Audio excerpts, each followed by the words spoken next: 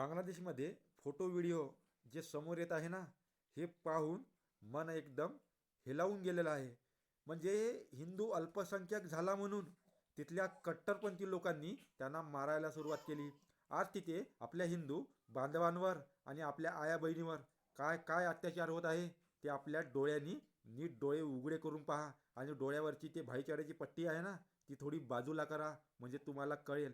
तर आजच्या या देशातल्या हिंदूंना म्हटलं ना की बाबांनो असं असं मॅटर आहे चालता का, तर ते लगेच म्हणतील नाही, आमचा भाईचारा नष्ट होईल, आमचे संबंध खराब होतील, म्हणून आम्हाला आमचा भाईचारा खराब करायचा नाही. तुम्हाला धर्मकार्य करायचं आहे, तुम्हीच करा.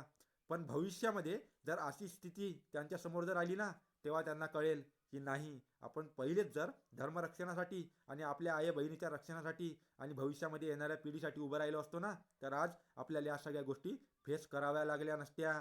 ते चंद्रदास त्यांना जिवंत जाळलं बांगलादेशमधल्या लोकांनी, कट्टरपंथी विचारधारेनी. तर ते कट्टरपंथी विचारधारा आज पण या भारत देशामध्ये सुद्धा वळवळ करत आहे.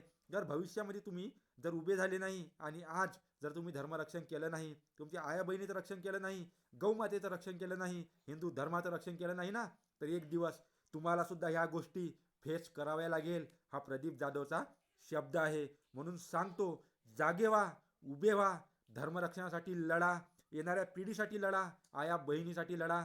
तेव्हा या सगळ्या गोष्टी आपल्या सुरक्षित राहील आणि आपली येणारी पिढी आणि तुम्ही सुरक्षित राहाल. विचार नक्की करा, लढा तर टिकाल. बांगलादेशसारखी स्थिती या देशात होऊ द्यायची नसेल ना, तर हात जोडून विनंती आहे, धर्मरक्षणासाठी समोर या, लढा, निश्चित सुरक्षित राहाल.